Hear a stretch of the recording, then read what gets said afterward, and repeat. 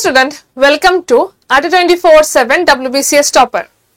আজকের ক্লাসে আমরা ডিসকাস করব ভারতের বাউন্ডারি নিয়ে।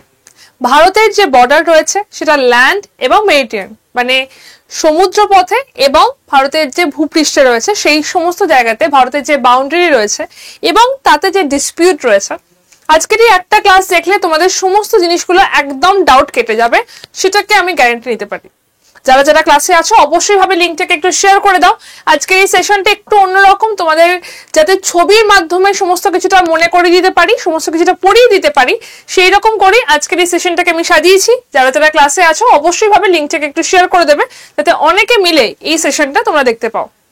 তার আগে বলে রাখি, ATA 24/7 WBCS টপার এটাকে অবশ্যই ভাবে শেয়ার করে রাখতে হবে, এটাকে লাইক করে রাখতে হবে, যাতে তোমরা এই ধরনের ক্লাস অনেক বেশি পরিমাণে দেখতে পাও। এবং আমাদের যে অ্যাপটা রয়েছে, আমাদের অ্যাপটাকেও কিন্তু তোমাদেরকে ডাউনলোড করতে হবে। আমাদের অ্যাপটা ডাউনলোড করার জন্য প্লে স্টোরে গিয়ে শুধুমাত্র সার্চ করতে হবে ATA 24/7 বলে, তাহলে আমাদের অ্যাপটা পেয়ে যাবে। এই অ্যাপটা ভীষণভাবে হেল্পফুল হয়ে থাকে।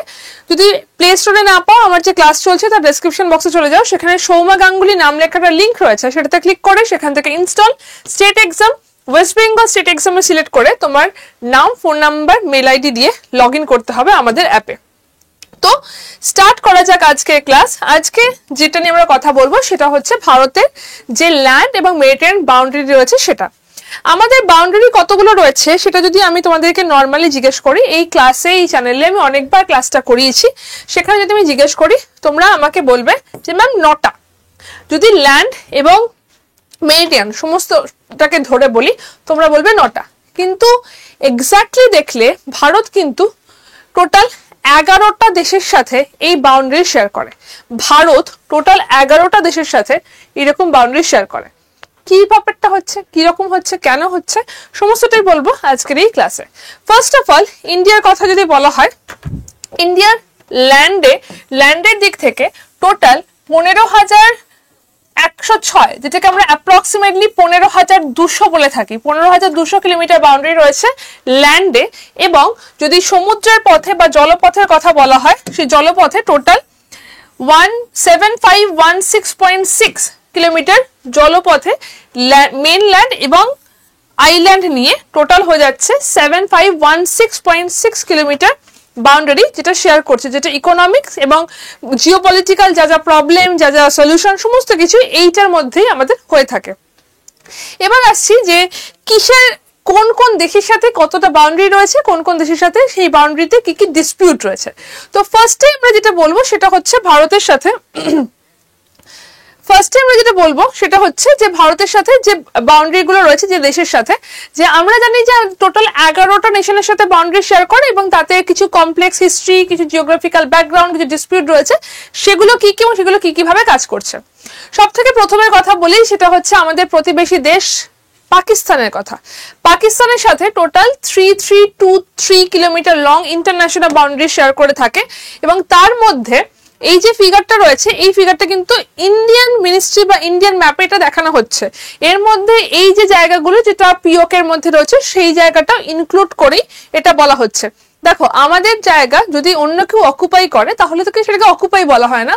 আমার বাড়িতে অন্য কেউ এসে থাকলে সে আমার বাড়িটাকে অকুপাই করেছে বলবো। ভারতের জায়গা অন্য কেউ এসে থাকছে বলে সেটাকে পিওকে বলা হচ্ছে। পাকিস্তান অকুপাই করেছে ওই কাশ্মীরটাকে।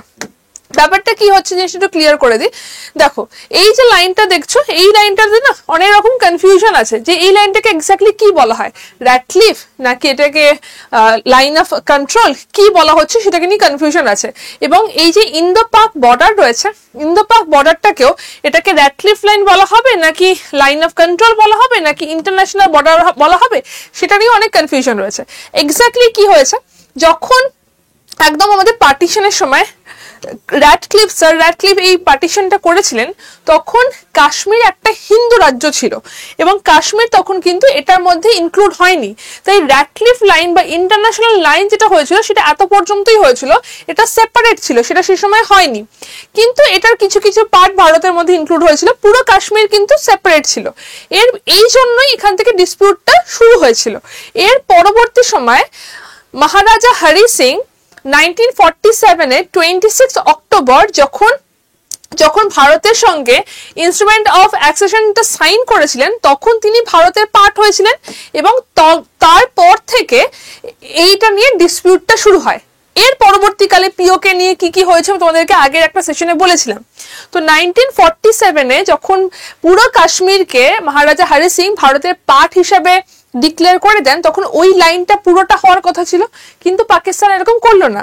পাকিস্তান কি করলো, তখন সেখান থেকে কাশ্মীরটাকে অকুপাই করতে চেষ্টা করলো এবং সেই সময় 1949-এ ইউনাইটেড নেশনের দ্বারা এইখানে সিজ ফায়ার করা হয়। কোথায় সিজ ফায়ার করা হয়? এক্স্যাক্টলি যে জায়গাটাতে আমাদের এখন লাইনটা রয়েছে, এক্স্যাক্টলি যে জায়গাতে আমাদের এই লাইনটা রয়েছে এই জায়গাতে সিজ ফায়ার করে দেওয়া হয় যে আর এখানে গোলাগুলি চলবে না, পুরো আর এখানে কোনো গোলাগুলি এখানে চলবে না, পুরোপুরি সিজ ফায়ার করে দেওয়া হয়। এবং এর পরবর্তী সময় 1971-এ যখন সিমলা এগ্রিমেন্ট সাইন করা হয়, পাকিস্তানে যখন পুরোপুরি সিমলা এগ্রিমেন্ট সাইন করা হয়ে যায় তখনই এই যে সিজ ফায়ার যে লাইনটা রয়েছে সেই লাইনটাই লাইন অফ কন্ট্রোল হিসেবে পরিচিত হয়। তো প্রথমে কি ছিল, প্রথমে এত পর্যন্ত র্যাটক্লিফ লাইন ছিল। এরপরে যখন জম্মু কাশ্মীর ভারতের পার্ট হয়ে যায় তখন 1949-এ পাকিস্তান এই জায়গাটাকে দখল করতে আসে এবং সেই সময় ইউনাইটেড নেশন এখানে সিজ ফায়ার করে দেয়। তো এই লাইনটা তখন সিজ ফায়ার লাইন হয়ে যায়।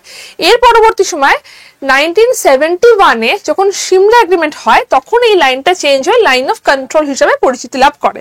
এইটা হয়েছে লাইন অফ কন্ট্রোল। এবং এটা নিয়ে তো মানে একটা না প্রচুর ডিসপিউট রয়েছে, পাকিস্তানের সাথে আমাদের প্রচুর ডিসপিউট রয়েছে। তো ফার্স্ট যে ডিসপিউটটার কথা বলা হচ্ছে যেটা হচ্ছে পাকিস্তান জম্মু কাশ্মীরের বিভিন্ন পার্ট যেটাকে দখল করে রেখেছে, যেটাকে আমরা পিওকে বলছি। সিজ ফায়ারের এপারের জায়গাটা, এই পোর্শনটাকে বলা হচ্ছে আজাদ কাশ্মীর, এই পোর্শনটাকে বলা হচ্ছে গিলগিট বালতিস্তান। এই দুটো পোর্শন পাকিস্তান আমাদের থেকে দখল করে নিয়েছে। সিজ ফায়ার এই লাইনটা পর্যন্ত হয়েছিল, তার এই পাশের অঞ্চলটা এটা পাকিস্তানের দখলে। এটা যদিও ভারতেরই পার্ট কিন্তু এটা পাকিস্তানের দখলে, যেটা নিয়ে প্রচুর পরিমাণে ডিসপিউট রয়েছে এবং এটা এই ডিসপিউটটা যে কতদিন শেষ হবে সেটা খুব ডাউটফুল। এছাড়া আরেকটা জিনিস রয়েছে সেটা হচ্ছে আমাদের সাকশম ভ্যালি। এই জায়গাটাকে বলা হচ্ছে সাকশম ভ্যালি। সাকশম ভ্যালিটা হচ্ছে টোটাল 5300 স্কোয়ার কিলোমিটার একটা জায়গা, যেটা ট্রান্স কারাকোরাম তিব্বত অঞ্চলের একটা অঞ্চল, যেটা সাকশম ভ্যালি। এই সাকশম ভ্যালিটা পাকিস্তান, এটা ভারতেরই তো পার্ট। এই জায়গাটা পাকিস্তান ভারতের থেকে নিয়ে চীনকে গিফট করেছে এবং এর পরিবর্তে চীনকে গিফট করেছে কেন? তার কারণ এর পরিবর্তে চীন এই যে পিওকের মধ্যে সেখানে পাকিস্তানের অস্তিত্বটাকে স্বীকৃতি দিয়েছে। এই কারণে এটা সাকশম ভ্যালি যে পয়েন্টটা সেই জায়গাটাকে নিয়ে একটা অত্যন্ত ডিসপিউট রয়েছে। এই অলরেডি এটা চাইনিজ গভর্নমেন্টকে গিফট করা হয়েছে পাকিস্তানের দ্বারা এবং এই 5300 স্কোয়ার কিলোমিটার যে জায়গাটা সেটাকে গিফট করার জন্য, বেসিক্যালি সাকশম ভ্যালিটাকে গিফট করার জন্য চায়না এটা এগ্রি করেছে। চায়না পিওকের মধ্যে পাকিস্তানের গভর্নমেন্টকে স্বীকৃতি দিয়েছে। তো এইটা হচ্ছে যেটা মেইন এগ্রিমেন্ট বা ডিসপিউটের জায়গা। এটা ছাড়াও কিন্তু আরেকটা যেটা কনসার্ন রয়েছে সেটা হচ্ছে আমাদের সিয়াচেন ভ্যালি, সিয়াচেন গ্লেশিয়ার। এই যে সিয়াচেন গ্লেশিয়ার যেটাকে পৃথিবীর হাইয়েস্ট ব্যাটেল গ্রাউন্ড বলা হয়, সিয়াচেন গ্লেশিয়ারটা টোটাল যদি এরিয়া বলা হয় সেটা হয়ে যাচ্ছে 2600 স্কোয়ার কিলোমিটার। সিয়াচেন গ্লেশিয়ারটা লাদাখ, আকসাই চীন এবং গিলগিট বালতিস্তানের এক্স্যাক্টলি ওই জায়গাতে অবস্থিত। সিয়াচেন গ্লেশিয়ারটার এই যে পয়েন্ট পর্যন্ত যখন সিজ ফায়ার এটা হয়েছিল তখন এই পয়েন্টটা NJ 9842 এই পয়েন্ট পর্যন্ত লাইনটা ড্র করা হয়েছিল। এটা 1949 এর ঘটনা বলছি, যেখানে আমাদের সিজ ফায়ার লাইনটা হয়েছিল সেটা এই পয়েন্ট পর্যন্ত লাইনটা ড্র করা হয়েছিল এবং তার পরের জায়গাটা এতটাই দুর্গম ছিল তো কেউ ভাবতেই পারেনি যে এর ওপরেও কেউ কিছুকে জয় করতে পারবে বা এর ওপরে কেউ যেতে পারবে। তো তার ওপরে জায়গাতে যাওয়াই হয়নি। কিন্তু এর পরবর্তী সময় যে অপারেশন মেঘদূত হলো 1948-এ, অপারেশন মেঘদূত হলো, সেই সময় ভারতীয় সেনা এই সিয়াচেন ব্যাটেল গ্রাউন্ডটাকে পুরোপুরি দখল করে, সিয়াচেন গ্লেশিয়ারটাকে পুরোপুরি অকুপাই করলো ভারতীয় সেনা এবং এই যে সালতোরা যে রিচটা রয়েছে এই জায়গাটা পর্যন্ত তখন পাকিস্তানের একটা সেনা এই জায়গাটা পর্যন্ত আসছিল। তো সেই জায়গাটা নিয়েও কিন্তু একটা ডিসপিউট রয়ে গেছে, কারণ সিয়াচেন গ্লেশিয়ারের যে জায়গাটা হাইয়েস্ট পয়েন্ট, যেটা highest battle ground of the world, সেই জায়গাটা কিন্তু ভারতের দখলে। তো তার পরের জায়গাটা পর্যন্ত যেটা পুরো ওই জায়গাটা কিন্তু এখন ভারতের আন্ডারে রয়েছে এবং এইটাকে বলা হচ্ছে অ্যাকচুয়াল গ্রাউন্ড পজিশন লাইন। এই যে লাইনটা রয়েছে, এই যে লাইনটা তোমরা দেখতে পাচ্ছ, এই লাইনটাকে বলা হচ্ছে অ্যাকচুয়াল গ্রাউন্ড পজিশন লাইন। এইটাই, এই যে রেড পোর্শনটা, এই রেড পোর্শনটা হচ্ছে সিয়াচেন গ্লেশিয়ার। এই লাইন পর্যন্ত তাহলে পুরোপুরি ভারতের দখলে চলে আসলো, কারণ মেঘদূত যে অপারেশনটা হয়েছিল তারপর সেইখান থেকে এটা ভারতের আন্ডারে রয়েছে। তার আগে পর্যন্ত কিন্তু এটা পাকিস্তানের কাছে ছিল এবং এটা দখল করার পরই এই লাইনটাকে AGPL বলা হয় বা actual ground of position line বলা হয়। এর পরের যে দেশটাকে নিয়ে আমরা কথা বলবো সেটা হচ্ছে ভারত আফগানিস্তান।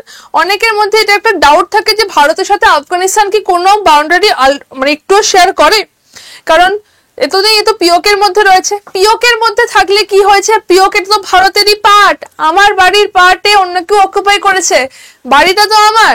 তো ভারতের সাথে আফগানিস্তানের কিন্তু বর্ডার রয়েছে এবং সেটা আমি একজনের কথা বলছি না, এটা নিয়ে একবার পার্লামেন্টে হাসাহাসিও হয়েছিল। কোন একজন মন্ত্রী সেখানে বলেছিল যে আফগানিস্তানের সাথে আমরা কি আর বাউন্ডারি শেয়ার করি। আফগানিস্তানের সঙ্গে যে বাউন্ডারিটা শেয়ার করা হয় তাকে বলা হচ্ছে ডুরান্ট লাইন। এটা ইন্দো আফগানিস্তান বর্ডার, এটা টোটাল 106 কিলোমিটার পর্যন্ত লম্বা, এটা 106 কিলোমিটার পর্যন্ত লম্বা। এবং এই লাইনটা, এই যে ইন্দো আফগানিস্তান লাইনটা, সেটা এতটা ইম্পর্টেন্ট তার কারণ এই একটা জায়গা থেকে সেন্ট্রাল এশিয়া, ইউরোপ, এই পুরো জায়গাটার একটা অ্যাক্সেস রয়েছে এবং এই জায়গাটার সাথে মানে পুরো এশিয়ান কান্ট্রি প্লাস ইউরোপ, তার সাথে ভারতের একটা কানেকশন এই জায়গাটা দিয়ে হয়েছে। এবং যদি আমরা ইতিহাস দেখি, ইতিহাসও এই একটা জায়গা ইন্দো আফগানিস্তান বর্ডার, এই জায়গা দিয়ে কিন্তু এরকম আগেও অনেক ট্রেড যেটা ভারতে এসেছে।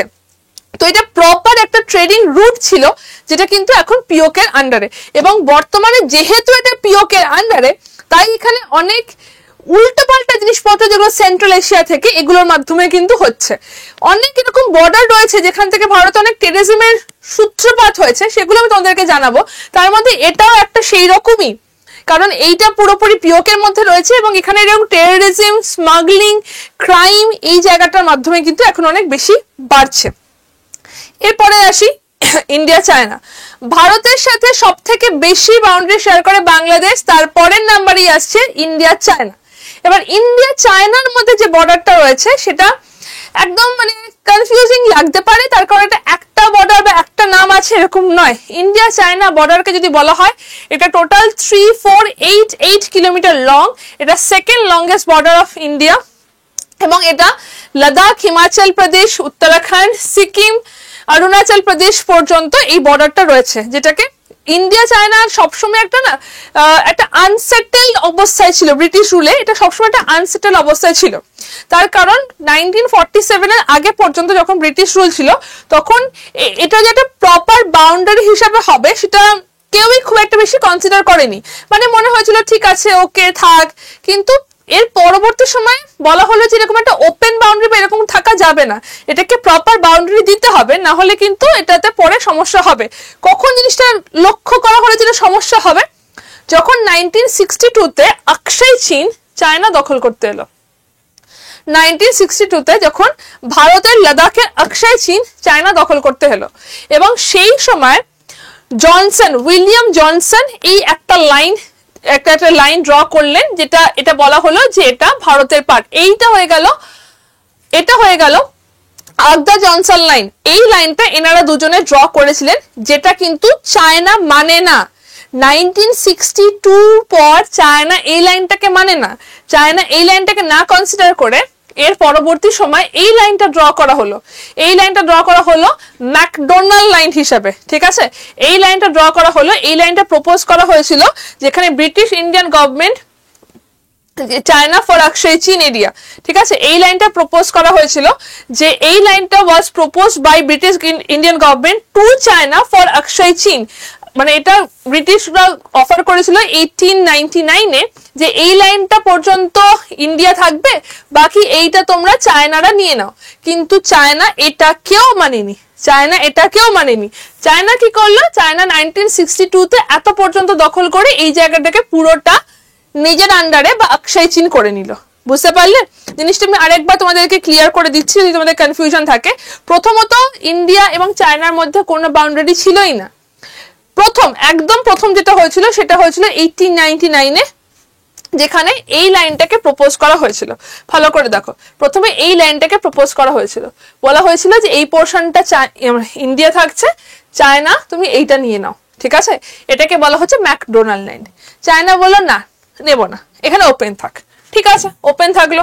এর পরবর্তী সময় কি হলো, এর পরবর্তী সময় 1962-তে চায়না পুরোপুরি এই এতটা পর্যন্ত জায়গা দখল করে নিল, যেটাকে বলা হয়ে গেল অক্ষয় চীন। এবার তখন সেই সময় এই লাইনটা ড্র করা হলো, কিন্তু চায়না এই লাইনটাকে মানলো না, চায়না এই লাইনটাকে একদমই মানলো না। এরপরে কি হয়েছিল, এরকম এই যখন একটা ডিসপিউট চলছে সেই সময় বা তারও আগে এখানে ম্যাকমোহন লাইন ড্র করা হয়েছিল সিমলা কনভেনশনের দরুন, যেটা 1914-এ হয়েছিল 24-25 মার্চ, সেই সময় ম্যাকমোহন লাইন ড্র করা হয়েছিল। তো ম্যাকমোহন লাইনটাই বেসিক্যালি এখান থেকে এই পর্যন্ত যে লাইনটা, সেটাই ম্যাকমোহন লাইন। ইন্ডিয়া চায়নার মধ্যে যদি কোনো বর্ডার বলা হয় তাহলে আমাদের জনসন লাইনও কিন্তু, যেটা ভারত স্বীকৃতি দেয় কিন্তু চায়না দেয় না, জনসন লাইন রয়েছে এবং ম্যাকমোহন লাইন রয়েছে।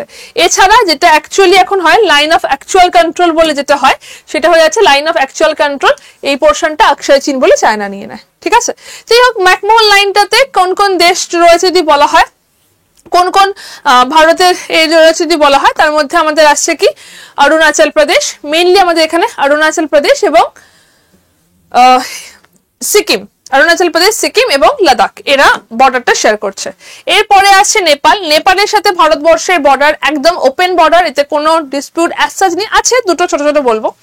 এখানে টোটাল বর্ডারটা হয়ে যাচ্ছে 1751 কিলোমিটার লম্বা, এটা একটা ওপেন ফ্রেন্ডলি বর্ডার। এই বর্ডারটা সাইন করা হয়েছিল 1816 সালে। 1816 সালে সুগারি ট্রিটির মাধ্যমে ইন্ডিয়া নেপালের মধ্যে বর্ডারটা সাইন করা হয় এবং সেখানে নেপালের কিংডম এবং ভারতের যারা ডমিনেন্স রয়েছে তারা এটাকে স্বীকৃতি দিয়েছিলেন। কিন্তু এতে কোনো ডিসপিউট নেই এরকম নয়, এতে ছোট ছোট দুটো ডিসপিউট রয়েছে। একটা হয়ে যাচ্ছে কালাপানি টেরিটরি, আর একটা হচ্ছে সুস্তা যে অঞ্চল রয়েছে, সেই সুস্তা অঞ্চল। বেসিক্যালি কি, এখানে না কোনো কোনো টেররিজম বা জায়গা দখল এরকম ব্যাপারটা নয়, বাট ডিসপিউটটা কি রয়েছে নদীকে নিয়ে। নদী তার গতিপথ নিয়ে যেভাবে যাচ্ছে, সেখানে এই যে ভারতবর্ষের যে সুস্থ অঞ্চলটা, সেটা নেপাল গভর্নমেন্ট তাদের আন্ডারে দেখিয়ে দিচ্ছে। Same goes with this. তো এখানে নদী যেভাবে প্রবাহিত হচ্ছে তার আন্ডারে কতটা জায়গা যাচ্ছে, তার আন্ডারে কতটা জায়গা যাচ্ছে, সেই মতো করে এই দুটো জায়গা নিয়ে একটু অল্প পরিমাণে ডিসপিউট রয়েছে। সোর্স অফ দ্য রিভারের জন্য এটাতে ডিসপিউট রয়েছে। পরেরটা আসছে ভারত ভুটান। ভারত ভুটান হচ্ছে এমন একটা দেশ যাতে কোনো ডিসপিউট নেই, একদম ওপেন বর্ডার, কোনো ডিসপিউট নেই। 699 কিলোমিটার লম্বা ভারত এবং ভুটানের বর্ডার শেয়ার করছে সিকিম, পশ্চিমবঙ্গ, আসাম, অরুণাচল প্রদেশ। কোনো রকম কোনো বর্ডার বা কোনো রকম কোনো ডিসপিউট এর মধ্যে নেই, একদম ওপেন বর্ডার। পরেরটা আসছে Bharat Myanmar. Bharat Myanmar total 1643 kilometre boundary share করে ভারত এবং মায়ানমারের মধ্যে, এবং ভারত এবং মায়ানমারের মধ্যে both side under border for FMR allowed রয়েছে, মানে ফ্রি ট্রাভেল করতে পারে। এখান থেকে কিছু ট্রাইব তারা এখানে 16 কিলোমিটার পর্যন্ত যেতে পারে, এখানকার কিছু ট্রাইব এখানে 16 কিলোমিটার পর্যন্ত আসতে পারে। এরা এই ফ্রি ট্রাভেলটা করতে পারে। তার কারণ এই জায়গাটাতে যখন এটা ভাগটা করা হয়েছিল, এটাতে কোনো আলাদা করে এতটা জায়গা এরকম করে ভাগ করা হয়নি, জাস্ট এটা ফার্স্ট টাইম এটা করা হয়েছিল 1937-এ ব্রিটিশ আন্ডারে, এবং তারপরে এটা ব্রিটিশ আন্ডারে করা হয়েছিল 1935-এ। তো এটা বর্ডার এগ্রিমেন্ট হয়ে সাইন করা হয়েছিল এবং আলটিমেটলি বর্ডার এগ্রিমেন্টে সাইন করা হয়েছিল 1967-এ। তো 1967-এ যখন সাইন করা হয়েছিল, তখন এখানে না কোনো আলাদা করে কোনো এতটা পোর্শন জায়গা এটা, এতটা পোর্শন জায়গা এই দেশে, এরকম করে সাইন করা হয়নি। এটা সাইন করা হয়েছিল জাস্ট একটা যতটা জায়গাতে রয়েছে সেই হিসাবে, এবং তাই জন্য অনেক ট্রাইবদের পুরো বাড়ির মধ্যে দিয়েও গেছে, এরকম জিনিসও রয়েছে, এরকম জিনিসও কিন্তু এখানে রয়েছে। এর পরেরটা আসছে ভারত বাংলাদেশ। ভারত বাংলাদেশ সব থেকে বড় বাউন্ডারি শেয়ার করে, যতগুলো রয়েছে তার মধ্যে সব থেকে বড় বাউন্ডারি আছে ভারত বাংলাদেশের মধ্যে। এটা 4096 কিলোমিটার লম্বা, এবং সব থেকে অদ্ভুত বাউন্ডারি যদি বলা হয় তাহলে এটার মধ্যে যাচ্ছে। কেন? তার কারণ হচ্ছে, আগে জিনিসটা বলে রাখি, ভারত বাংলাদেশ যখন প্রথম বাউন্ডারিটা হয়েছিল তখন তার নাম ছিল র্যাডক্লিফ। তার কারণ এটা তখন পুরো পাকিস্তান ছিল, বাংলাদেশ তখন এই সময় পূর্ব পাকিস্তান ছিল, পূর্ব পাকিস্তান থাকার কারণে এটার নাম ছিল র্যাডক্লিফ লাইন। কিন্তু বর্তমানে পশ্চিমবঙ্গ এবং বাংলাদেশের মধ্যে যে বাউন্ডারিটা তার নাম হচ্ছে 3 বিঘা করিডোর। এটা কার কার সাথে বাউন্ডারি শেয়ার করছে? ওয়েস্ট বেঙ্গল, মেঘালয়, আসাম, ত্রিপুরা, মিজোরামের সাথে বাউন্ডারি শেয়ার করছে। ওকে, এবার পয়েন্টটা হচ্ছে সব থেকে ডিসপিউটেড আমি কেন বলছি, তার কারণ অদ্ভুত কেন বলছি, তার কারণ এটার মধ্যে 102টা ইন্ডিয়ান এনক্লেভস রয়েছে। এনক্লেভস কাকে বলা হয়? এনক্লেভস হচ্ছে অন্য, ধরো একটা আমার জায়গা অন্য কারোর বাড়ির মধ্যে, অন্য কারোর বাড়ির মধ্যে ওখানকার উঠোনটা আমার, এটাকে বলা হচ্ছে এনক্লেভস। মানে এনক্লেভস হচ্ছে any such area of a country which is away from the mainland, মেনল্যান্ডের থেকে away, and surrounded by the another. আমার জায়গা বাংলাদেশের মধ্যে রয়েছে, ধরে নাও এটা হচ্ছে বাংলাদেশ, এটা হচ্ছে ইন্ডিয়া, ইন্ডিয়ার মধ্যে এই পোর্শনটা হয়ে যাচ্ছে বাংলাদেশের, এগুলোকে বলা হচ্ছে এনক্লেভস। এবং সেন্সাসে দেখা গেছে যে 2010 সেন্সাসে দেখা গেছে টোটাল 51549 এতজন পিপল, এতজন লোক এই এনক্লেভসে বাস করে। 2010 সেন্সাসে দেখা গেছে 51,549 জন লোক এনক্লেভসে বাস করে। মানে ভারতীয় হয়ে বাংলাদেশ সারাউন্ডেড একটা জায়গাতে বাস করছে, বাট ভারতে বাস করছে, এইটা হচ্ছে তথ্য। এবং তার পরবর্তী সময় এটাকে সেটেল করা হয়, দেখা গেছে যে টোটাল 37,334 জন বাংলাদেশি সিটিজেন এবং 14,215 জন ইন্ডিয়ান সিটিজেন এই এনক্লেভসে রয়েছে।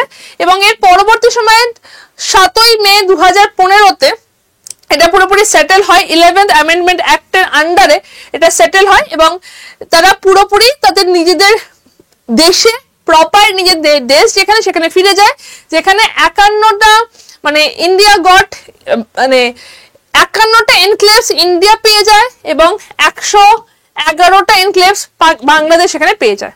ওকে, এই গেল ল্যান্ড বাউন্ডারি। আমরা টোটাল 7টা দেশের সাথে ল্যান্ড বাউন্ডারি ডিসকাস করে ফেললাম।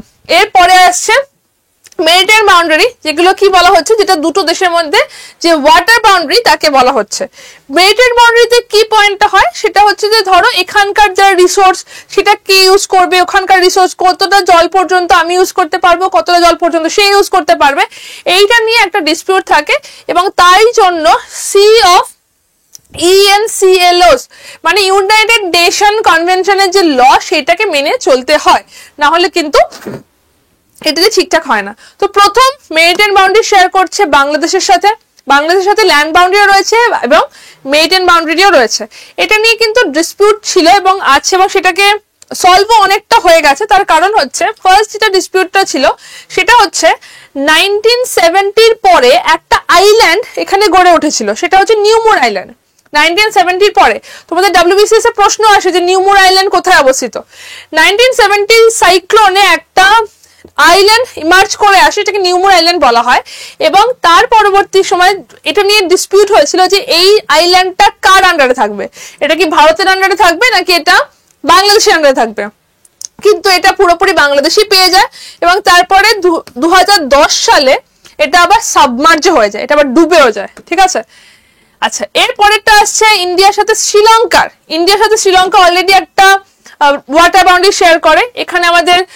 এখানে অবস্থিত হচ্ছে ধনুষকোটির মাঝে রয়েছে অ্যাডামস ব্রিজ, ধনুষকোটি আর তালাইমানারের মাঝে রয়েছে অ্যাডামস ব্রিজ, সেগুলো রয়েছে। এছাড়াও একটা আইল্যান্ড নিয়ে এখানে ডিসপিউট রয়েছে ভারত এবং শ্রীলঙ্কার মধ্যে। এই জায়গাতে অবস্থিত হচ্ছে, এটা হচ্ছে ধনুষকোটির নিচে এই জায়গাটা হয়ে যাচ্ছে আমাদের রাম সেতু, এই জায়গাটা হয়ে যাচ্ছে রাম সেতু এবং এটা হয়ে যাচ্ছে শ্রীলঙ্কা। এখানে মান্নার উপসাগরে অবস্থিত, পক প্রণালীও অবস্থিত। যেটা নিয়ে ডিসপিউট রয়েছে এখানে সেটা হয়ে যাচ্ছে এই আইল্যান্ডটা নিয়ে, কাচ্চাদেব আইল্যান্ডটা নিয়ে এখানে ডিসপিউটটা রয়েছে। এটা একটা 285 একরের একটা জায়গা, যেটা ফিশিং অ্যাক্টিভিটি এখানে খুব ভালো হয়।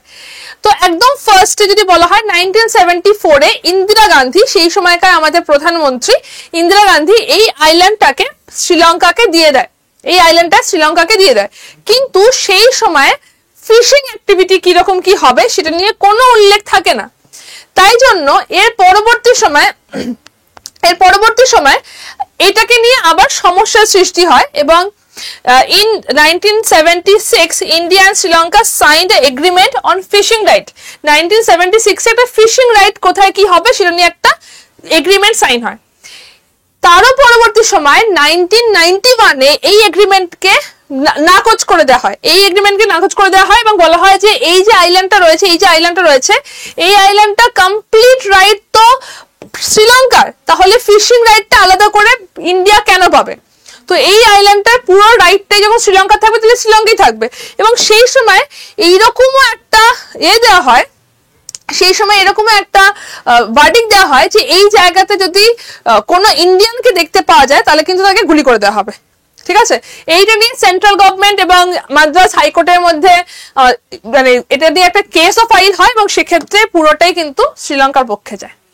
এরপরে আসছে India Pakistan land boundary share করে, ইন্ডিয়া পাকিস্তান মেরিটাইম বাউন্ডারিও কিন্তু এখানে শেয়ার করছে। এবং সব থেকে ইম্পর্টেন্ট যেটা নিয়ে আমরা অনেক কথা বলি, আমাদের প্রশ্ন প্রচুর আসে, সেটা হচ্ছে সার ক্রিক বা বানগঙ্গা।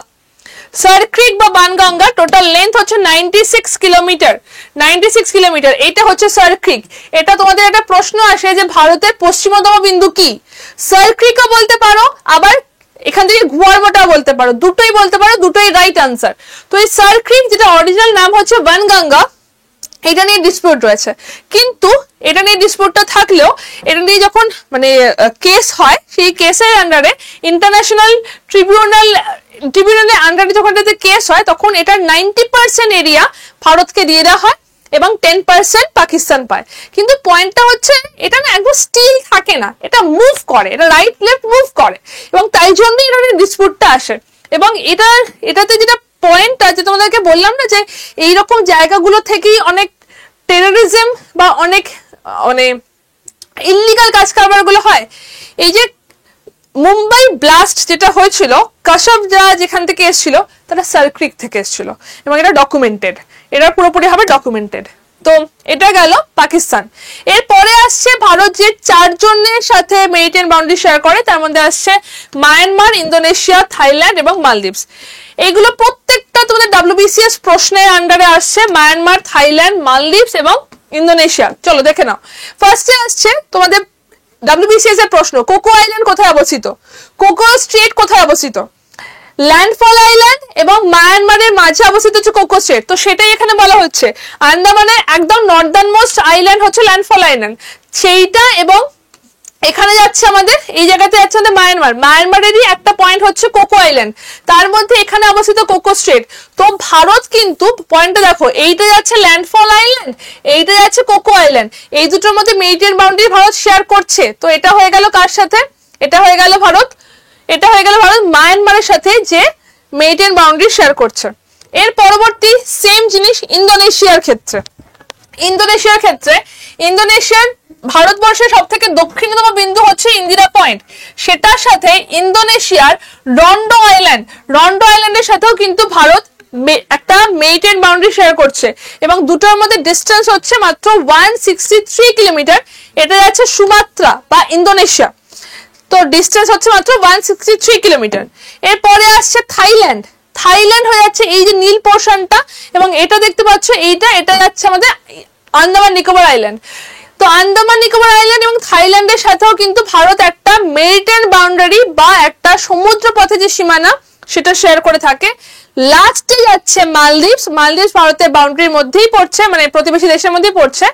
লাক্ষাদ্বীপ এবং মালদ্বীপসের মধ্যে অবস্থিত 8 ডিগ্রি চ্যানেল, এবং এটা পুরোপুরি 8 ডিগ্রি অক্ষাংশে অবস্থিত বলে এটাকে 8 ডিগ্রি চ্যানেল বলা হয়। তো শ্রীলঙ্কা এবং মালদ্বীপস এই দুটো প্রপার ভারতের নেবারিং কান্ট্রির মধ্যেই যাচ্ছে। তো এই হয়ে গেল টোটাল যেটা ভারতবর্ষের বাউন্ডারি, ল্যান্ড এবং মেরিটাইম। এবং এর ক্ষেত্রে যদি বলা যায় ল্যান্ড বাউন্ডারি শেয়ার করছে কার সাথে? ভারত ল্যান্ড বাউন্ডারি শেয়ার করছে পাকিস্তান, আফগানিস্তান, চায়না, নেপাল, ভুটান, বাংলাদেশ এবং মায়ানমারের সাথে। সমুদ্রপথে শেয়ার করছে Pakistan, Sri Lanka, Bangladesh, Myanmar, Thailand, Indonesia, মালদ্বীপসের সাথে। তো এতগুলো দেশের সাথে ভারত বাউন্ডারি শেয়ার করছে। আজকের এই ছোট্ট একটা ভিডিওতে তোমাদের আই গেস আমি পুরো একটা ক্লিয়ার কাট আইডিয়া দিতে পারলাম যে তোমাদের ভারতবর্ষে কতগুলো বাউন্ডারি রয়েছে, কতগুলো দেশের সাথে ল্যান্ড এবং মেরিটাইম বাউন্ডারি শেয়ার করে এবং তার সাথে কি কি ডিসপিউট রয়েছে। তো এটা নিয়ে তোমাদের আই গেস যা যা ডাউট ছিল সেটা ক্লিয়ার হয়ে গেল। যদি এটা নিয়ে আর কোনো ডাউট থাকে তাহলে কমেন্ট করো। ক্লাসটা ভালো লাগলে অবশ্যই ক্লাসটাকে লাইক করো, একটু শেয়ার করো অনেক বেশি বেশি করে, যাতে অনেকের কাছে ক্লাসটা পৌঁছে পারে। নেক্সট এরকম কোন টপিকে তোমরা ক্লাস দেখতে চাইছো সেটা অবশ্যই তোমরা কমেন্ট সেকশনে জানাও, তাহলে আমি সেই টপিকের উপর এই ধরনের ভিডিও নিয়ে আসবো। সবাই ভালো থেকো, দেখা হবে নেক্সট ক্লাসে।